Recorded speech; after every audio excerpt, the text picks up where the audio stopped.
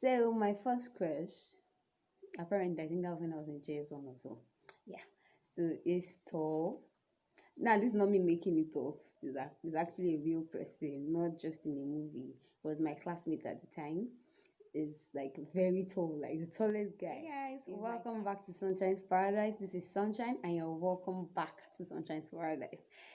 You know the drill, guys. If you haven't subscribed, please, I beg you, subscribe to my channel and leave a like on my videos and make sure you share with your friends. Please, please, please share with your friends. I'll really appreciate that. And let's reach, at least let's reach the 100 subscribers this month. I know we can do it together. Thank you very much. So today we're going to be doing another get to know me tag, but this one is quite different. It's more extended. It's like a more extended version of the first one I did. More questions about myself, and I hope you guys will find this fun. Thank you very much. So let's go right into today's video. So the first question says, describe your first crush. Okay. So my first crush, apparently I think that was when I was in JS1 or so. Yeah. So it's tall. Now this is not me making it up. It's actually a real person, not just in a movie. It was my classmate at the time.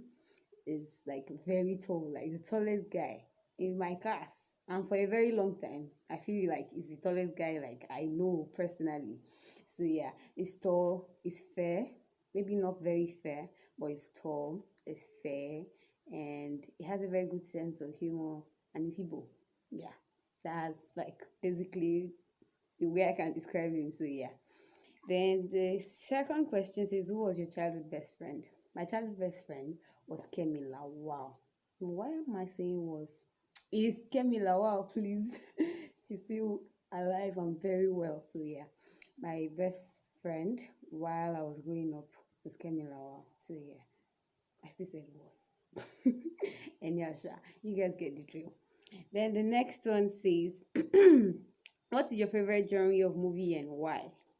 Now this is a tricky one because like I always find it hard to pick in between Hollywood and Bollywood and Nollywood actually. I actually really like Nollywood as well. So but if I have to, like my life depends, if my life really depends on it, I'll go for Hollywood. So yeah.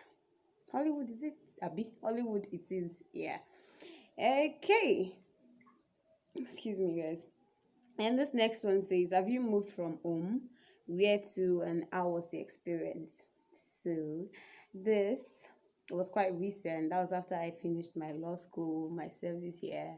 I first of all, no, I moved from home actually for law school. Like that was the first time like I totally moved. Apart from uni days, but like I still come back home during uni days and all that. So yeah.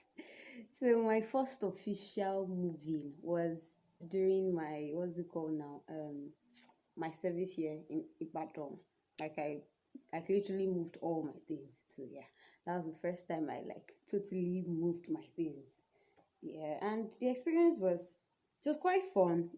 It's something I've always wanted to do. Like I've been in my father's house for so long, so it's something that like I've always wanted to do. So it was really nice moving, and the experience after I moved wasn't bad. Like I don't know, I just sort of growed into it. Like I'm this kind of person, although at first when I like change environment, it takes a while before I get adjusted into the environment and all, but tops a month and like I'm good to go. Like I'm very good to go. So yeah, that's all about that. Then the next one says, who is your celebrity? Okay, no, let's before we go to that one, let me quickly take this. Have you ever failed at anything and what did you learn? Okay, this is going to be deep.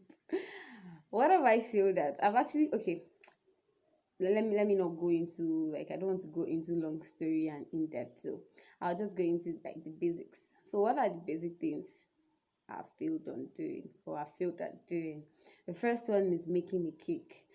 My first attempt at making a cake was a tragedy, guys. So I don't know what happened, the ingredients I mixed up, or I don't know, but at the end of the day, it was hard rock like stone. Like, I don't know, it was just very hard. So, yeah, that was the first time I failed. And next time I learned and it got better.